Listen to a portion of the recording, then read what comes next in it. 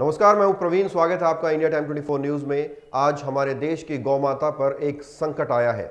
देश की लाखों गाय लंपी नाम के भयानक वायरस से जूझ रही है। इस वायरस से हजारों गायों की मौत भी हो चुकी है। ये ठीक वैसे ही है जैसे इंसानों पर कोरोना का कहर आया था। इसे आप जानवरों का कोरोना भी कह सकते हैं।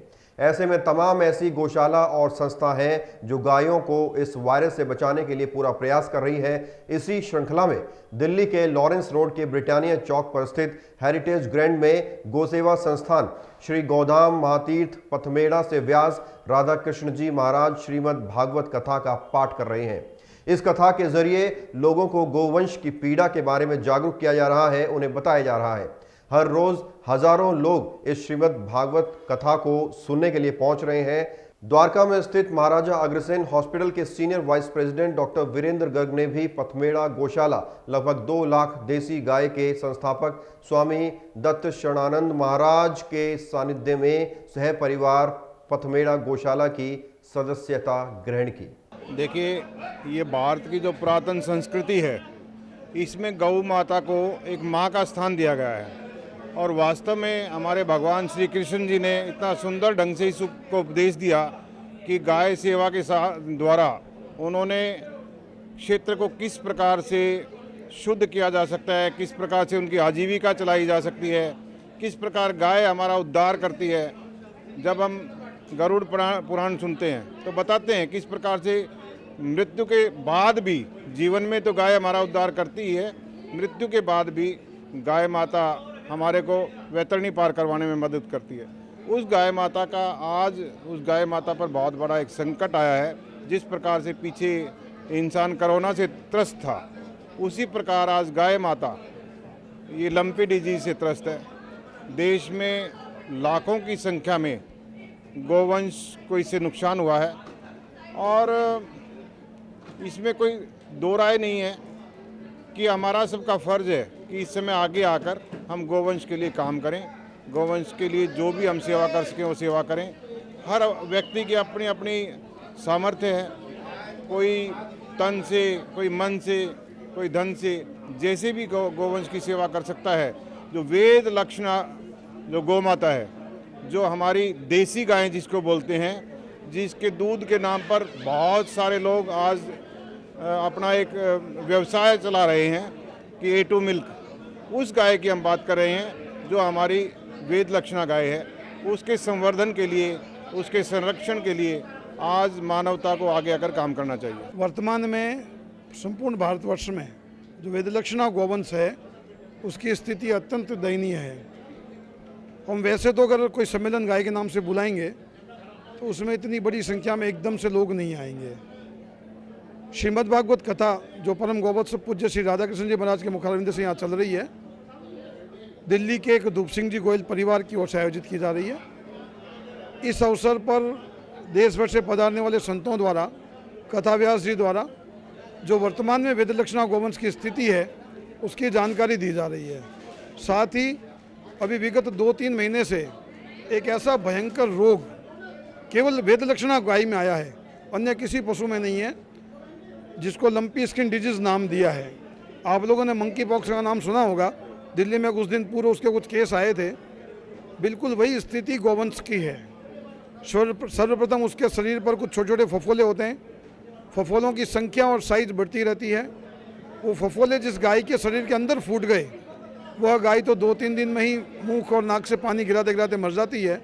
और जिसके फफोले बाहर फूट गए, वह घाव इतने जहरीले होते हैं कि उनमें ठीक होने में कई महीने लग सकते हैं। उसके बाद में भी ठीक होगा, अभी तक ऐसी कोई गारंटी नहीं है।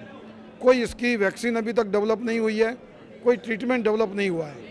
राजस्थान, गुजरात, पंजाब, ये जो बेल्ट है जो पाकिस्तान की सीमा से लगता है, वहाँ सबसे पहले ये बीमारी का आगमन हुआ। इसके लिए श्री गोधाम महातीर्थ पथमेड़ा द्वारा 36 चल गौ चिकित्सालय गाँव में जा रहे हैं और वहाँ पर लंपी स्किन डिजीज से प्रभावित गोवंश का डॉक्टर, चिकित्सक वहीं पर इलाज कर रहे हैं। उनको उसके लिए पौष्टिक आहार भी प्रदान कर रहे हैं। साथ ही अब तक 3 विशेष गौ चिकित्सालय बना दिए गए हैं, जालोर में और सिरोही में, जहाँ पर उस क्षेत्र का कोई भी लंपी स्किन डिजीज से गोवंश आता है उसका पूरा ट्रीटमेंट की व्यवस्था है। श्री गोधाम महातीर्थ पथमेड़ा ऐसे 25 से अधिक गौ चिकित्सालय बनाना चाहता है और 150 से अधिक ऐसी गाड़ियाँ जिनके माध्यम से गांव का इलाज हो सके, यह हम लोग प्रयास कर रहे हैं। दिल्ली की कथा का मूल उद्देश्य एक ये भी है कि इसके माध्यम से लोगों को गौ सेवा से सीधा जोड़ा जाए। मैं डॉक्टर मीना गुप्ता, और आज जो भागवत कथा हमारी गोधाम माती पथमेड़ा वाले जो करा रहे हैं, मैं इनका दिल से सबसे पहले तो इनको धन्यवाद देती हूँ कि ऐसे कार्य करने से हमारे समाज के अंदर बहुत सारी जागरूकता आती है। क्योंकि आजकल के युवाओं में कि युवा कहते हैं कि गाय का गोबर है, हाथ लगते हैं तो हमारे छोटे छोटे बच्चे हैं वो कई बार खाना भी नहीं खाते हैं। तो हमें अपने बच्चों को ले जाकर, और बल्कि मैं तो ये कहूँगी युवाओं को कथा में लाना चाहिए, जो हमारे बड़े बुजुर्ग हैं उन सबको, क्योंकि हम लोगों को आदत है, लेकिन आजकल के युवा कथा में भी नहीं आते और सुनते भी नहीं है। और गाय का तो उनको खास घृणा आती है गोबर से, वो चीज़ उनको बारे में दिखाना है कि गाय हमारी माता है, सबसे पहली माता हमारी गाय माता है।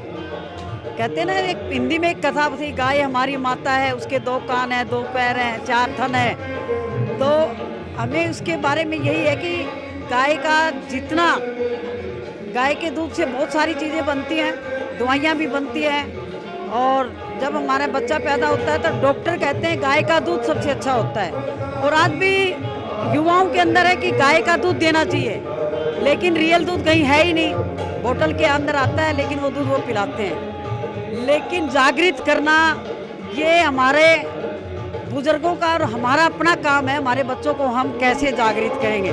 बच्चे 7 दिनों तक चलने वाली इस श्रीमद् भागवत कथा में भक्तों के लिए विशेष तैयारियां की गई हैं। लोग अपनी इच्छानुसार गोवंश के सेवा के लिए दान कर रहे हैं। कार्यक्रम में लोग माखन व लड्डू का प्रसाद भी ग्रहण कर रहे हैं। स्कूल में अक्सर बच्चों से गाय पर निबंध लिखने के लिए कहा जाता है। शायद आपने भी स्कूल में कई बार गाय पर निबंध लिखा होगा। निबंध की शुरुआत हम अक्सर एक लाइन से करते थे और वो लाइन थी, गाय हमारी माता है। हमें गाय से दूध, दही, पनीर व अन्य सफ़ेद चीज़ें मिलती हैं। अब ज़रा सोचिए, जिस गाय से हमें दूध मिलता है, जिस गाय के मलमूत्र तक का इस्तेमाल भी हम जन कल्याण के लिए करते हैं, और गाय में तो ये, और गाँव में तो ये चलन भी है कि अगर गाय बीमार पड़ जाए और दूध देना बंद कर दे तो लोग उसे बूचड़ खाने में बेच देते हैं, जहां बड़ी बड़ी मशीनों के जरिए गाय की खाल निकाली जाती है ताकि इंसान के इस्तेमाल में आने वाला कुछ सामान बनाया जा सके। कुछ लोग गौ हत्या करके उसके मांस को खाने या बेचने के लिए इस्तेमाल भी करते हैं। अब ज़रा सोचिए, जो गाय मरने के बाद भी इंसानों को इतना कुछ देती है, वो आज कितने खतरे में है। वो हमें इस उम्मीद से देख रही है कि शायद मुझे गौमाता कहने वाला इंसान जाग जाए और मेरी मदद के लिए आगे कदम बढ़ाए। लंपी बीमारी से अभी तक लगभग 70,000 से ज़्यादा गायों की जान जा चुकी है और लाखों गाय इस खतरनाक वायरस की चपेट में है। ये खबर ग्रामीण इलाकों के लिए सबसे बड़ी खबर है। इस समय की सबसे बड़ी ब्रेकिंग न्यूज़ है ये गांव के इलाकों के लिए। लेकिन दुख की बात यह है कि कोई भी मीडिया हाउस इसे ज़्यादा दिखा नहीं रहा। सबका कैमरा पीएम मोदी और राहुल गांधी की तरफ टिका हुआ है। सभी न्यूज़ चैनल हिंदू मुस्लिम के मुद्दे पर कवर कर रहे हैं, लेकिन हमारी गौमाता हर रोज़ दम तोड़ रही है। इसे कोई ज़्यादा दिखाना नहीं चाहता। इसकी वजह शायद ये हो सकती है कि गौ माता इन चैनलों की दर्शक नहीं है और इनकी खबर दिखाने से टीआरपी नहीं मिलेगी। जानवरों के इस इन्फेक्शन से सबसे ज़्यादा मौतें राजस्थान में हुई है, जिसकी वजह से राजस्थान सरकार ने इसे एक आपदा घोषित कर दिया है। पूरी खबर का निचोड़ यही है कि आज गौमाता को आपकी मदद की ज़रूरत है। इसलिए आपसे उम्मीद है, आपसे अपील है कि आप किसी भी तरीके से आगे आएं और गौ माता की मदद करेंगे। खबरें फिलहाल इतना ही। देश और दुनिया की तमाम खबरों के लिए आप बने रहिए हमारे साथ और देखते रहिए इंडिया टाइम 24 न्यूज़। खबरों से खबरदार रहने के लिए चैनल को सब्सक्राइब करें और प्रेस करें बेल आइकन।